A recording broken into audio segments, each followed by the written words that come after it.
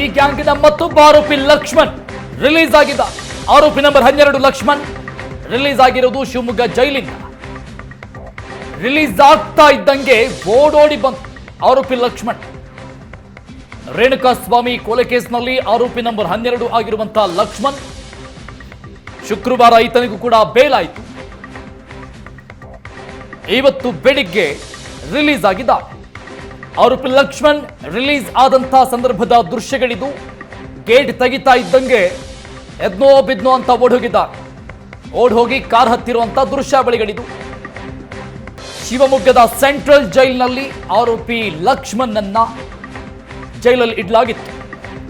Bale ಪ್ರಕ್ರಿಯೆಗಳೆಲ್ಲವೂ ಕೂಡ ಪೂರ್ಣ ಆಗ್ತಾ ಇದ್ದಂಗೆ ಜೈಲ್ ಗೇಟ್ ನಿಂದ ಓಡೋಡಿ ಬಂದು ಕಾರ್ ಹತ್ತಿ ಅಲ್ಲಿಂದ ತೆರಳಿದ್ದಾರೆ. ರೇಣುಕಾಸ್ವಾಮಿ ಕೊಲೆ ಪ್ರಕರಣದ ಆರೋಪಿ ನಂಬರ್ 12 A12 ಆರೋಪಿ ಲಕ್ಷ್ಮಣ್ ಜೈಲಿಂದ ಓಡೋಡಿ ಆಚೆ ಹೋಗಿರುವಂತಹ ದೃಶ್ಯಗಳಿವೆ. ಶುಕ್ರವಾರ ಯಾವೆಲ್ಲ ಆರೋಪಿಗಳಿಗೆ ಪೂರ್ಣ ಪ್ರಮಾಣದ ಬೇಲಾಯಿತು, ಒಂದಿಷ್ಟು ಜನರ ಪ್ರಕ್ರಿಯೆಗಳಿಗೆ ಈಗಾಗಲೇ ಅಂತ್ಯ ಆಗಿದೆ. ಲಕ್ಷ್ಮಣ್ ಬೇಲ್ ಪ್ರಕ್ರಿಯೆ ಕೂಡ ಅಂತ್ಯ ಆದ ನಂತರದಲ್ಲಿ ಶಿವಮೊಗ್ಗದ ಜೈಲಿಂದ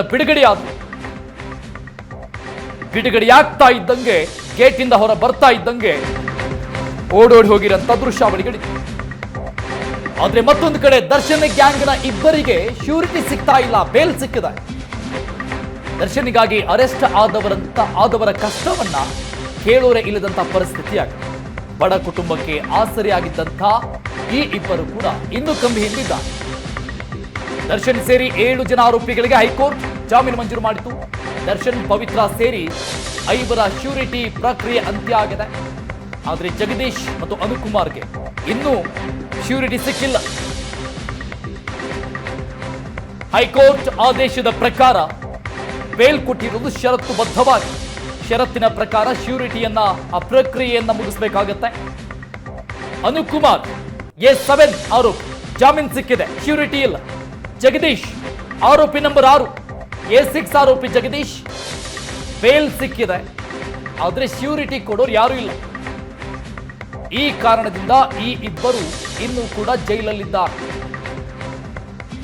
ಆಟೋ ನಡೆಸಿಕೊಂಡು ಜೀವನ ಮಾಡ್ತಾ ಇದ್ದಂತ ಆರೋಪಿಗಳಿವರು ದರ್ಶನ್ ಕರೆದ ಅಂತ ಬಾಸ್ ನಮ್ ಬಾಸ್ ಅಂತ ಓಡೋಡ್ ಬಂದ್ರು ಚಿತ್ರದುರ್ಗದಿಂದ ಬೆಂಗಳೂರಿನವರೆಗೆ. ಪ್ರಕರಣ ಏನೆಲ್ಲ ಆಯಿತು, ಹೇಗೆಲ್ಲ ನಡೆದು ಬಂತು ಅನ್ನೋದ್ರಲ್ಲಿ ಇವರ ಪಾತ್ರ ಏನೇನೋ ಅನ್ನೋದು ಕೂಡ ಗೊತ್ತಿದೆ. ಆದರೆ ಈಗ ಬೇಲ್ ಸಿಕ್ಕರೂ ಕೂಡ ಶ್ಯೂರಿಟಿ ಇಲ್ಲದೆ ಕಾರಣ ಇನ್ನೂ ಕೂಡ ಜೈಲಲ್ಲಿದ್ದ.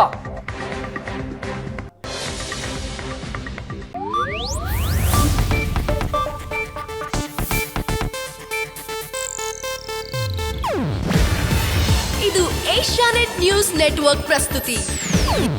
ನೀವು ನೋಡ್ತಿದ್ದೀರಾ ಏಷ್ಯಾನೆಟ್ ಸುವರ್ಣ ನ್ಯೂಸ್.